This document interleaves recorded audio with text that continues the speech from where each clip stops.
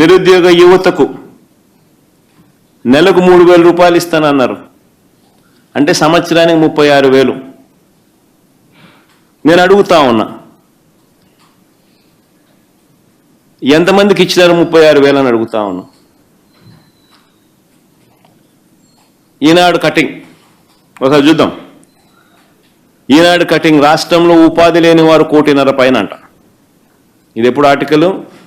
ఈనాడులోనే వాళ్ళ official gazette పేపర్లోనే 17th April 2025 వచ్చిన paper cutting. 17th April 2025లో వచ్చిన పేపర్ కటింగ్. రాష్ట్రంలో ఉపాధి లేని వాళ్ళు 1.5 కోటి, 1,56,00,000 మంది అని రాశాడు ఈనాడు. వాళ్ళ అఫీషియల్ గజెట్ పేపర్లో ఈనాడు స్వయంగా రాసిన పేపర్ కటింగ్ ఇది.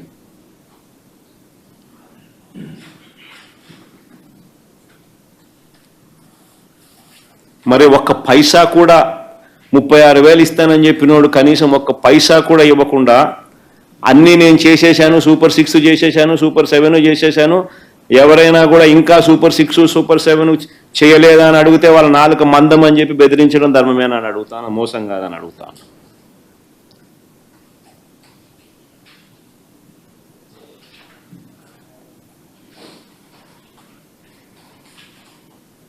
ఒక్కరికి ఇచ్చిన పాపాను పోలా 36,000, కానీ నువ్వేమో చేసేసాను, ఇంకా ఎవరైనా అడిగితే మీ నాలుక మందమని అంటున్నాడు.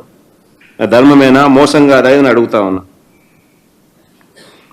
రెండో హామీ ఇంకొకటి, 18 ఏళ్ళు నిండిన ప్రతి మహిళకు 18 ఏళ్ళు నిండిన ప్రతి మహిళకు నెలకు 1,500 రూపాయలు చొప్పున ఏడాదికి 18,000 ఇస్తామన్నారు.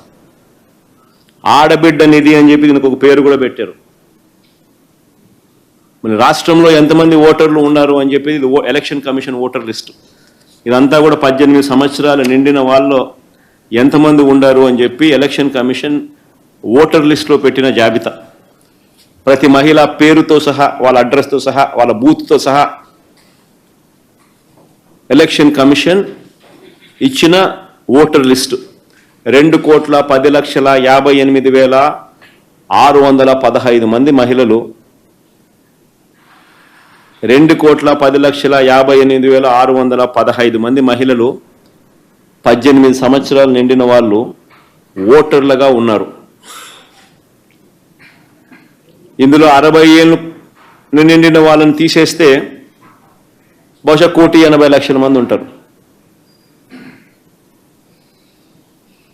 ఇందులో బహుశా 60 ఏళ్ళు నిండిన వాళ్ళని తీసేస్తే బహుశా 1,80,00,000 మంది ఉంటారు. మరి 1,80,00,000 మందికి సంవత్సరానికి నువ్వు 18,000 ఇస్తానన్నావు. ఈ సంవత్సర కాలంలో ఎవరికి ఇచ్చినావని అడుగుతా ఉన్నా, ఎంతమందికి ఇచ్చావని అడుగుతా ఉన్నా. ఇది మోసం కాదా అని అడుగుతా ఉన్నా.